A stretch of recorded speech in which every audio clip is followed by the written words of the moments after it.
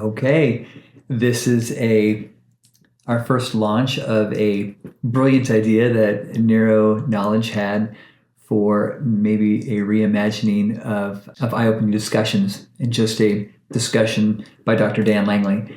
And the title was What Performing 75,000 Surgeries Has Taught Me About the Universe. So when you perform tens of thousands of surgeries on the human eye, you actually start to stop seeing just anatomy. You start to actually see like the hidden architecture within all things, whether it's your reality or your environment. And it caused me to see the way that I live my life slightly differently. So that's not very good. When you perform tens of thousands of surgeries on the human eye, you stop seeing just anatomy. What you actually start seeing is the architecture of reality or the universe or of God. And that architecture implies law. Because once you've watched the same outcomes repeat again and again under the brightest lights with millimeters of margin, you start to realize something, that the universe isn't vague, it's actually quite precise. And it's not been hiding from us, but our perception has kept it somewhat obscured from our view. And so these laws that govern vision don't just govern vision. They don't just govern surgery in the operating room. They govern your life too. And now, just so that we're clear that this isn't like a religion, this isn't please believe what I believe. This is just me having an attempt to explain to you what I've learned after achieving, say, a flow state after more than 75,000 surgeries. And what happens after 75,000 surgeries is that you start to have pattern recognition. And this is just simply earned through repetition. So today I'm going to give you the 8 principles that I couldn't unsee after roughly 75,000 plus surgeries. And I'll connect each one to something that you've experienced as well, because you don't really need a scalpel to recognize universal law. You just need awareness. And what I've tried to explain to my friends in the past is that being in the operating room is quite a fabulous and unique experience. I study alchemy a little bit, so it's like being in a crucible or like a test tube. And it's a very unique crucible in that in surgery, it forces you to have patience. You can't be impatient and have a successful surgery. It also demands presence. You need to be in the room. You can't be thinking about what's going on with your family at home. And some of the best surgeons that I know actually will take their phone and keep it in their locker so that it doesn't disturb them, so that they are in the moment all the time. And that, I think, is brilliant. It also trains you in pattern recognition, because ultimately that's how the universe is constructed. It's constructed in patterns, almost in fractal layers, that if we recognize the layers at any one point, we can recognize the patterns in all the layers. It also requires persistence. Not everything goes perfectly during surgery.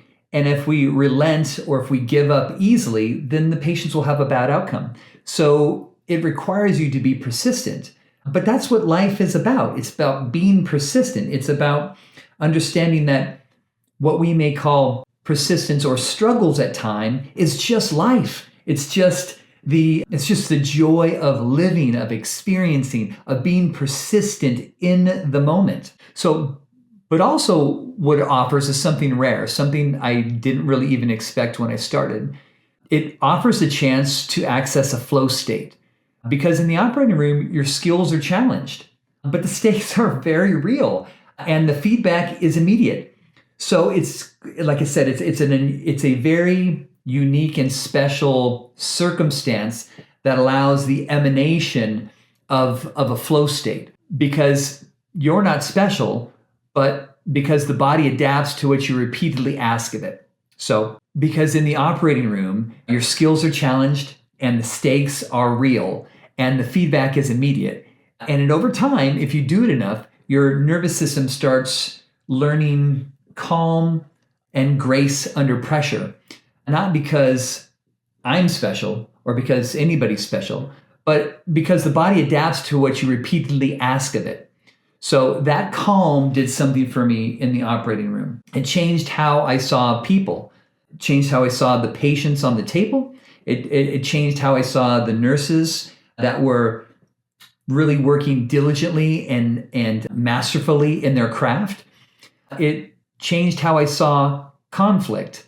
And it also changed how I saw my own life. It gave me a wider lens, a more inclusive lens, a less distorted lens, because a lot of ophthalmology is about restoring clarity to the visual axis. But sometimes distortion comes in ways that we don't quite recognize and or perceive. So it distorts the way that we see the world. And what surprised me the most is that the principles that make surgery work also make life work. And so of all the lessons that surgery has taught me about the universe, I think the most paramount one is the law of perception, and that perception precedes outcome. You may recognize this law as a law of mentalism, that the all is mind. But this is very appropriate for surgery. In fact, in anything that we do, it's very appropriate. But surgery doesn't start at the incision. It actually starts before the incision, and it starts in my mind, either the moment right before the surgery or in the day that I took to prepare for the surgery. And because if my mental condition or my mental model is incoherent or wrong, if my internal state is chaotic, my decisions will follow that, and outcomes will follow those decisions. So so we are in direct control of how we can create and or focus on our thoughts. So I'll give you a little story. In one of my first major cases as a young doctor, young surgeon, involved an eye that just couldn't be saved. The patient had a previous retinal repair, and he had it in an old school way where they repaired it with something called a sclerobuckle, and where some of the hardware had eroded through the eye and the eye had become infected. And at that point, there was only one real option for us at that time, and that was that the eye had to be removed. And so it was the first time that I'd ever done the procedure, and I remember feeling the weight of it at the time. And so what I did, as a nervous young surgeon would normally do when the stakes are very high, is I studied. And in my residency and as an intern, when you're rotating around through the ICU and all these other awards like cardiology and pulmonology, where all these doctors are much smarter than you are and they're walking encyclopedias, is that they will always say that the smartest man on the floor is the one who read the night before. So I said, okay, I don't know how to do an enucleation, but I do know how to read about it. And so I spent the whole week reading, and I spent reviewing anatomy. I was rehearsing steps in my mind, and I was building a mental map about how the procedure would go. And because I was prepared, my nervous system was calm. The surgery went very well, and the patient healed very well. And so he was so grateful because he got relief, and then he could move forward with his life. Now, I'll keep the details respectful here, but yes, an enucleation is intense. And if you don't know what an enucleation is, it's not very glamorous, but it is precise.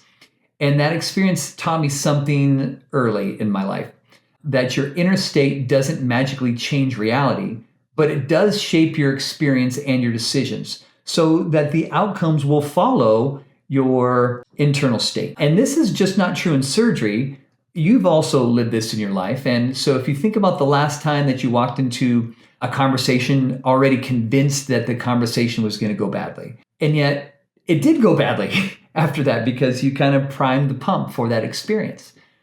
However, I submit to you, if you take the same people and you use the same words, but you were to say, use a different internal framing or a different perception of what was going to happen, that would create a completely different predictable outcome. And that's the whole point of this, is that reality responds less to what happens and more to how it is framed and acted upon, or how it's perceived to have happened. In neuroscience, the brain, especially the visual system, doesn't just passively see. The visual cortex takes raw light signals and turns them into meaning, and it fills a reality based on expectation. And so if we are expecting certain patterns, then our brain kind of fills those in. So when I say perception precedes outcome, I'm not necessarily trying to convince you of something that's not already there. I'm just simply describing my experience, that I'm describing a mechanism. And if you master your mental attitude, if you learn to notice your framing, your results will change because your choices change. And your choices are your reality in motion. And so the primacy of the law of mentalism is that your mental state then creates everything else in your reality. So if that indeed is how things go, then cultivating a positive mental attitude will increase the likelihood, if not ensure, that you'll have a positive experience.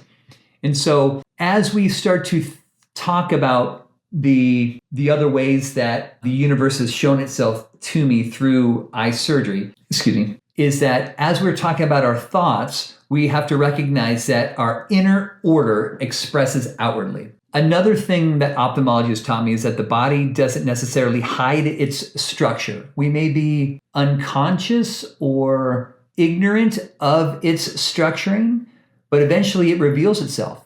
The retina, the nerves, the blood vessels inside the eye, they all show you a pattern. And the more I studied the more that I studied anatomy, the more that I kept seeing repeated geometry across scales. And so the branching of retinal vessels resemble trees.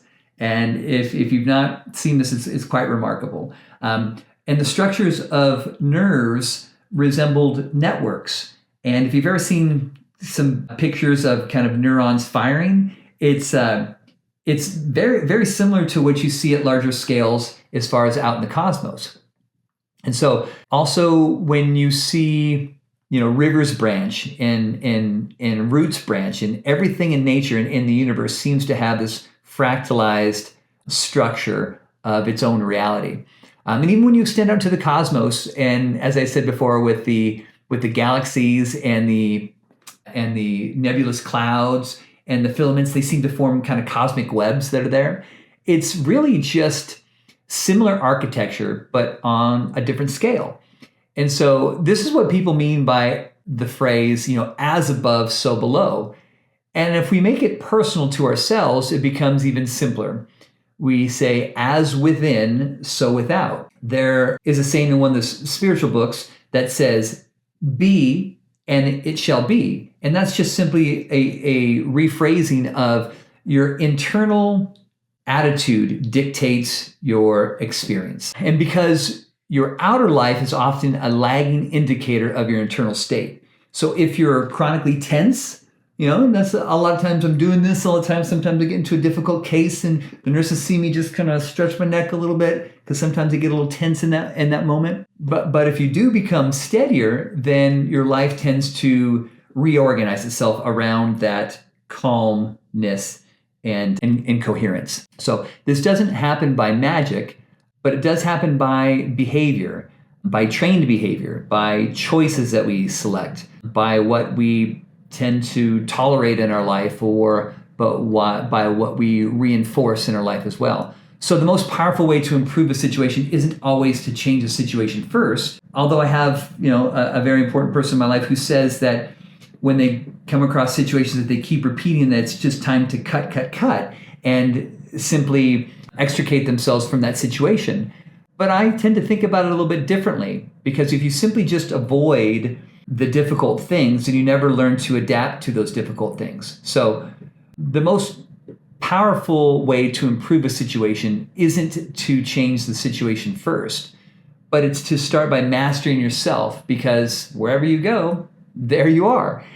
And if we then recognize that we are the center from this structure of reality, if we recognize that we're the center of our own reality, then we then become the architects of our reality. We then become empowered to be the creator of our destiny, and not simply feel disempowered and feel like we're the victim of everybody else's creations. So as we recognize that our internal state, our vibration is an important attribute of how we perceive the world or how we choose to perceive the world, and that everything moves, then ultimately we will recognize that as we start to control the way that our thoughts collect and our emotions flow, we recognize that our ability to remain coherent or clear in our signal, that wins. And that in surgery, nothing is ever perfectly still. And it's amazing how much motion occurs during surgery. From when the patient comes into the room and you get them cleaned up and you try to put the speculum in there, the patient's trying to fight you, then it makes for a challenging case.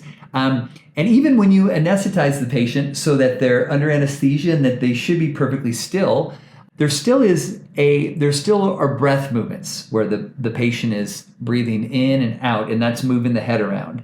And you also have the pulsations within the eye itself that cause micro movements that are there. And these micro movements matter. So you learn something very quickly, that everything is in motion, yet the best thing that you can do is you can't fight that motion. You have to recognize that everything is moving, even when you think that it's not, it still is.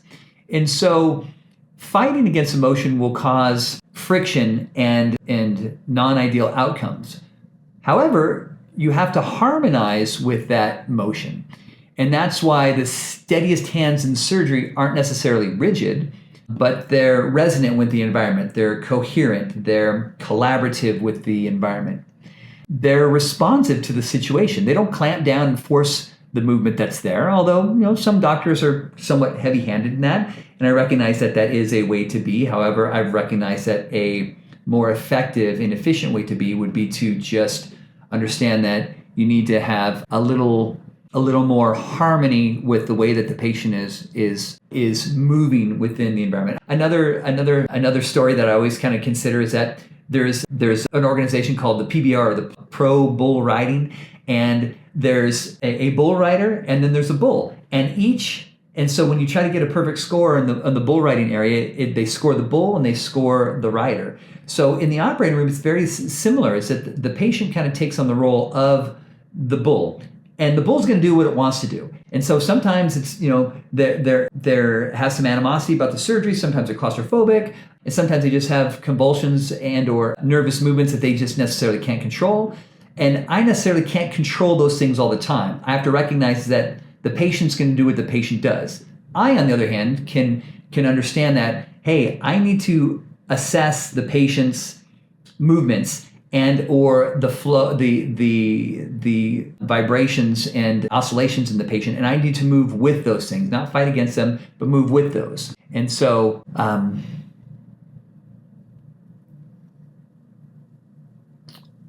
So again, when we're talking about positioning a patient's head, the best thing to do is not to clamp down and force the movement, but to just feel it and to match it.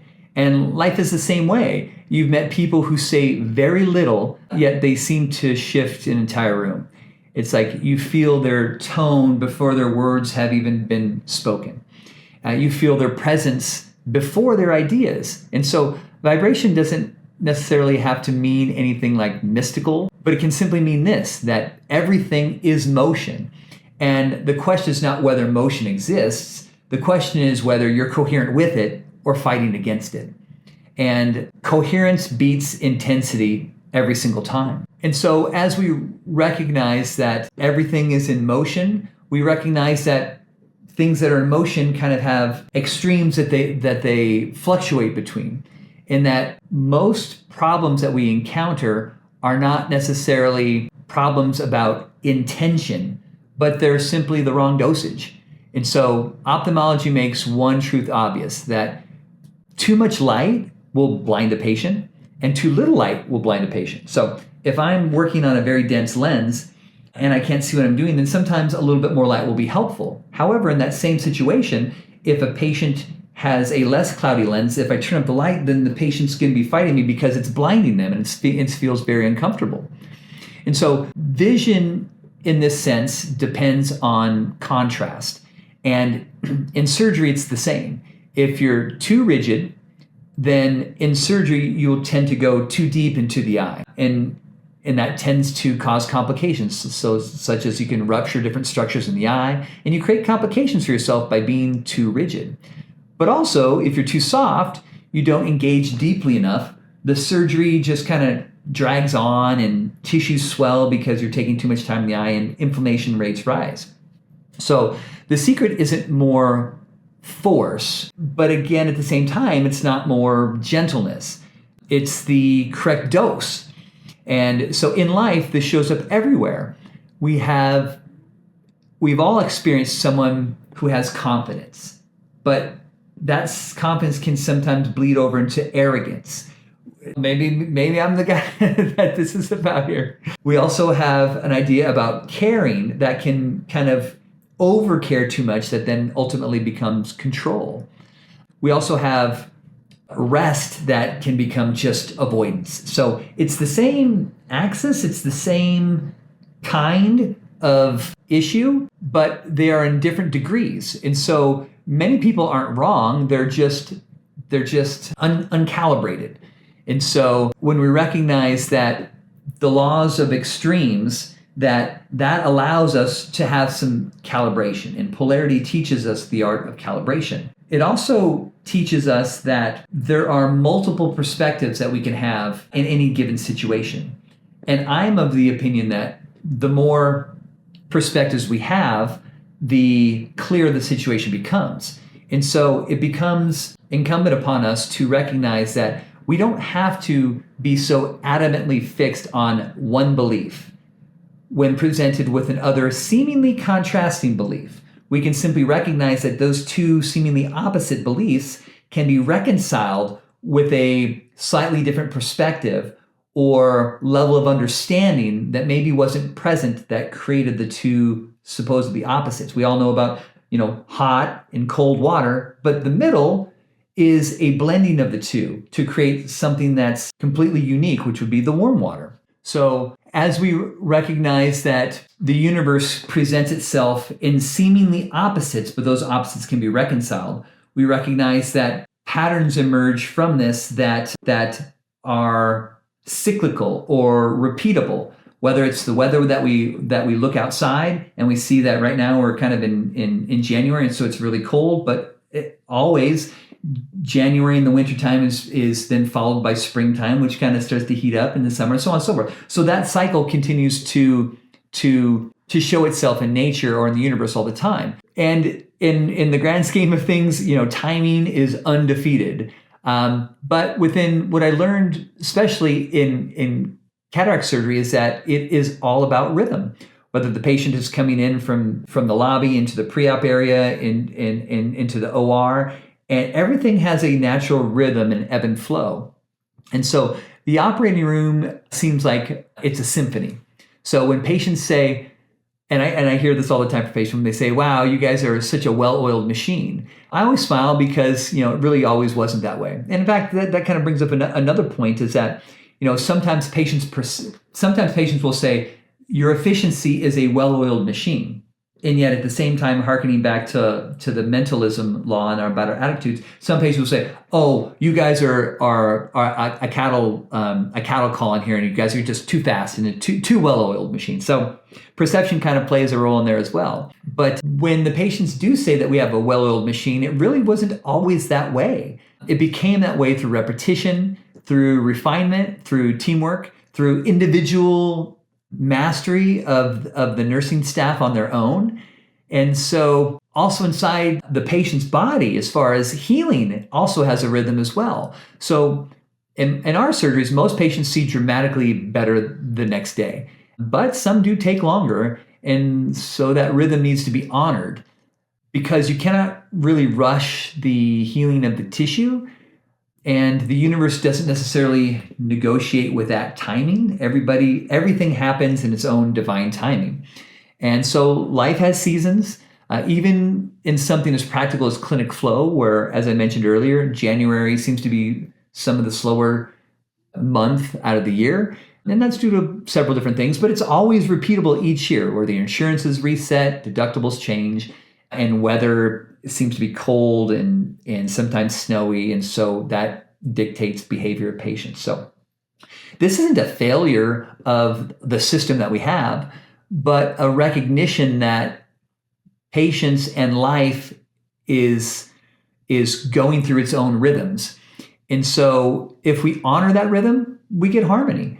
But if we resist that rhythm, we inadvertently create friction, and that friction can sometimes lead to suffering and strife. And so, but even then, as everything has its rhythms, it also has kind of sequence. And I would say that sequence is also the law. It's like I cannot, walk before I run, before I jump, right? And so after having enough surgeries, I start to see that things that I once thought were random, that whole idea starts to disappear. Because although the complication rate is very, very, very low in the surgeries that we do at our surgery center, every complication has a precursor, and every missed signal has a predictable outcome. So to take something simple, such as, say, like a pupil that won't dilate. So if I don't take the steps necessary to expand that pupil, whether it be with a device called a Mayugan ring that helps artificially expand the pupil, or using some special viscoelastic, which is a clear elastic solution that helps expand the eye, then if I don't take the time to do those steps, then there will be consequences that follow that. The case inevitably gets harder. The hidden lens material can be missed. So if there's a small pupil, sometimes fragments of the lens kind of get stuck underneath the iris. Inflammation rises. And this isn't necessarily a punishment for doing something wrong, but it is a consequence. And that's failure to recognize that sequence, that causes have following effects. And in life, it's the same way. People will say, well, that just kind of happened. Well, but if we're honest, most of the time it's because, signals were ignored, or boundaries were skipped, or warnings were rationalized. And yes, hindsight is 2020. And, the point of this isn't to be, lamenting or regretful, but the point is that we need to recognize the law of cause and effect in surgery and also in our lives. Because if we do that properly, then the hindsight that's 2020 can create foresight, which will help us prepare and plan for the type of future that we're wanting to, if we're willing to learn that. And when we start to talk about other laws within the universe, we can start to discuss the law of receptivity and expressive forces, and that they are seemingly opposite. You have kind of the feminine forces and the masculine forces, and these are just mouth words to describe expression and receptivity. And this is not about biological gender, but this is about polarity in the universal creation. It's about understanding that there is reception and expression. In surgery, force alone is not the sole skill that you need to have to be a good surgeon or to be a successful surgeon. And that passivity isn't the skill that you need to have to be a successful and productive surgeon. But responsiveness is the skill that kind of reconciles the two extremes. So when we're responsive to the situation and we recognize that the tissues themselves, when you're doing surgery, will tell you what they need or what they want. And sometimes it's a little less pressure, sometimes it's a little more pressure. And the best outcomes come when the surgeon is fully present in that moment, and when that surgeon is expressive when needed or receptive when needed. And life is the same way. It's another way to think about gender in life is about the different energies of, say, speaking and listening. And speaking is more of the active form, and listening is more the passive. And I've been, accused and or taught that I should probably have two mouths, because I talk twice as much as I listen. And in fact, they say, look, you have 2 ears and one mouth for a reason. So even though I'm still learning that. I still have to practice it every day. So we know that in certain situations that simply listening a little bit more will provide the added juice, the added energy that's needed to create harmony in that situation. We also can recognize situations where these forces are also exemplified in the relationship between teaching and learning. And in order to become a teacher, you have to be a good learner. And they always say that the best teachers are the ones who are the best learners. Yet without teachers, no one would be able to learn. And without someone being willing to learn, there couldn't be any teachers. So you need a balance between these two. And creation seems to fail when the desire for one force supersedes the other. And understanding that it's a balance, it's a dance, it's an intimate dance, whether it be in the OR or in a relationship that we have with a loved one, or just in other situations. So the ideal outcome comes from harmony, and balance will produce the best results that we could achieve. So this brings us to the meta law of this situation, and it has to do with really what you care about. And so attention is another way to describe what you care about. You don't typically give your attention to something that you don't care about. And so the eighth principle here is the principle of care, or your attention, or your focus, or your consciousness. So what you care about in reality is what you give your attention to. And your attention is your most powerful resource. It is your superpower. And most people in their life, there aren't bad people. They're just unconscious about where their attention is focused and or where it is siphoned away from them. They are unconsciously incompetent about what they're feeding their attention to, what they're feeding their mental energy on, what they're focused on, what they're feeding their emotional energy to, what they're sometimes feeding their physical energy to, as well as socially in group dynamics. They're just unconsciously incompetent about how their energy is being, I don't want to say misused, but not being used in a novice way. But once you recognize that you do have this superpower and that you do have control over it, then everything seems to change for you. You can then actively choose what you care about. Then you can simply choose to amplify that attention, that focus. And the fantastic thing about universal laws is that what you consistently feed seems to grow. So my invitation to you, after reviewing some of these lessons that surgery has taught me about the universe, is very simple. Is that if you take the time to be present, to choose what you care about, maybe even identify the things that you don't care about so you can sequester, or so you can recollect, that's not the best word for it, that you can regain your attention back, then you can regain that superpower. So, and we're not talking about what you say that you care about. We're talking about what the time that you spend on activities shows that you care about. Because sometimes we're completely oblivious to that as well. As we say, well, I don't know what I care about. And then if we were to take a snapshot of our phone and see where most of our time and energy and care or attention is focused on, we'll see, oh my gosh, I didn't recognize that I cared so much about, Facebook or Snapchat or, pro sports or whatnot. So if you can reclaim your attention, you can then start to say, okay, now I'm going to start deploying that attention in a helpful way. So I would give you this challenge. So pick Pick a craft that you love, that if all things being equal, if you didn't get paid to do this thing, you'd simply do it anyway. And simply just rededicate, refocus your attention in that endeavor and give it some reps.